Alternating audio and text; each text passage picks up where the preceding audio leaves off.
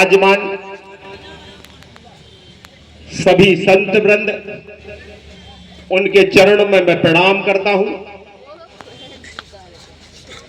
और निश्चित तौर पर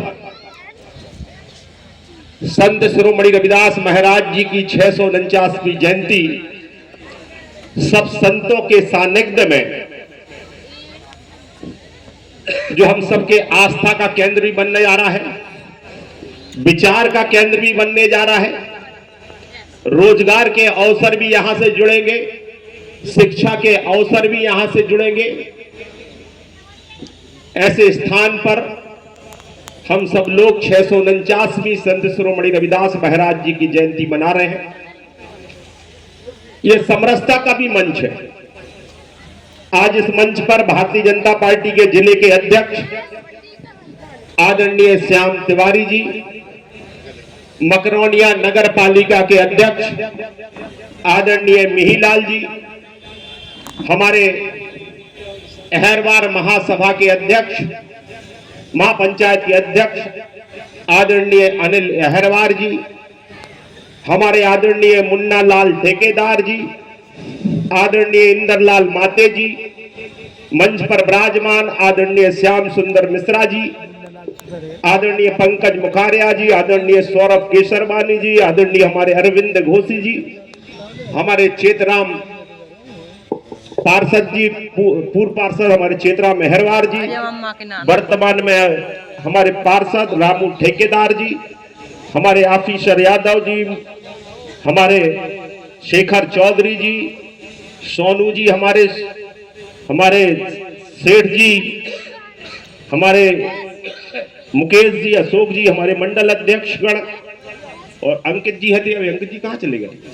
हमारे गंगाराम ठेकेदार जी, मधुकर जाटव जी, हमारे डॉक्टर परशुराम जी कहाँ गए? उनको आभार व्यक्त करना है और बाद में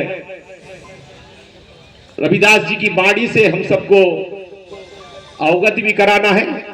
बड़ा समृद्ध मंच है। मैं सबको प्रणाम करता हूं, सबको नमस्कार करता हूं और मंच नीचे जो भी बैठे हमारे सम्मुख कार्यकर्ता, हमारे सभी रविदास जी को मानने वाले सभी अनुयायियों के, उनके चरणों में भी हमारी मातृशक्ति सबके चरणों में मैं प्रणाम करता हूं, सबको नमस्कार करता हूं।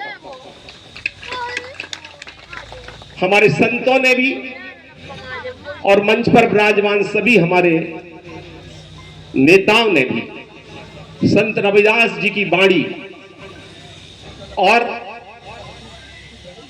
आज जो एक प्रसिद्ध 102 करोड़ रुपए का मंदिर यहां पर बनने जा रहा है, ये केवल मंदिर नहीं है, ये पूरे देश के आस्था का केंद्र बनने वाला है। और इस मंदिर को केवल हम लोग मंदिर नहीं रहने देंगे। यहां पर आने वाले समय में संत रविदास जी की बाणी जो समाज को मार्ग दिखा सकती है, उसका सोच का केंद्र भी बनेगा, यह अध्यात्म का केंद्र भी बनेगा, सोच का केंद्र भी बनेगा।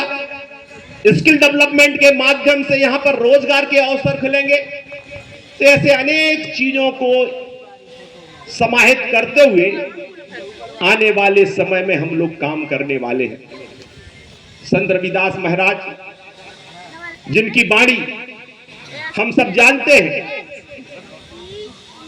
आज से 649 वर्ष पूर्व उन्होंने जो कहा था, हमारे अनेक वक्ताओं ने उल्लेख किया है। उन्होंने उस समय सत्ता और सरकारों से भी इस बात को कहा था, चाहूं ऐसा राज मिले सबन को अन्न, छोटे बड़े सम बसे रविदास रहे प्रसन्न। उस समय भी सरकारों से उनका आग्रह था। सरकारों के लिए उन्होंने इस बात के संकेत भी दिए कि कैसी सरकार होना चाहिए जिसमें समानता के साथ लोग रह सके, जिसमें कोई ना छोटा हो ना कोई बड़ा हो, समरसता का भाव हो, सबको खाने पीने की व्यवस्था हो। ऐसी राज्य की कल्पना यदि किसी ने की थी तो संत रविदास महाराज जी ने की थी। और निश्चित तौर पर एक समरस समाज की कल्पना संत रविदास महाराज जी ने की थी। आज उनकी बाणी हम सबके लिए प्रासंगिक है। आज जिस तरह से समाज के अंदर एक दूसरे को तोड़ने के लिए काम चल रहा है, मैं कहना चाहता हूं, इस देश की संस्कृति और संस्कार। मैं समझता हूं कि जो संत की वाणी, कोई महापुरुष संत किसी एक समाज का नहीं रहता। यहां पर जो संत बैठे हैं वो किसी एक समाज का मार्गदर्शन करने के लिए नहीं है। इनके व्यक्तित्व से, इनके कृतित्व से सर्व समाज का लाभ होता है। और इसलिए मैं आप सबसे कहना चाहता हूं कि आपको विचार करना पड़ेगा कि जिस तरह का कुछ समाज तोड़ी लोग काम कर रहे हैं, हम सबको जागरूक होने की आवश्यकता है। कई बार उनकी वाणी को गलत दिशा में ले जाने का काम, हमारे यशवंत जी आ जाइए, हर बार पंचायत के हमारे अध्यक्ष हैं, वो भी आज मंच पर आ जाएं। मैं कह रहा हूं डॉक्टर साहब, आपको फिर लास्ट में वो करना है, आभार व्यक्त कर। हर बार प्रगति मंच के हमारे अध्यक्ष यशवंत अहरवार जी आइए, मंच पर आप आइए। और इसलिए मैं कहना चाहता हूं, उनकी वाणी जिस तरह से उन्होंने अपनी बात रखी, उन्होंने कहा था वेद धर्म सबसे बड़ू अनुपम सच्चा ज्ञान, फिर क्यों छोड़ू इसे पढ़ लूं कुरान। वेद धर्म छोड़ू नहीं, कोशिश करो हजार, तिल तिल काटो चाहू, गला काटो कटार। आपको मैं कहना चाहता हूं, संत शिरोमणि रविदास महाराज जब मध्यकाल में सिकंदर खान लोधी का शासन था, उस समय उन्होंने इस बात की, जिस तरह से मुगल साम्राज्य का विस्तार हो रहा था, कैसे लोगों को इस्लाम धर्म स्वीकार कराए। और इसलिए उन्होंने अपने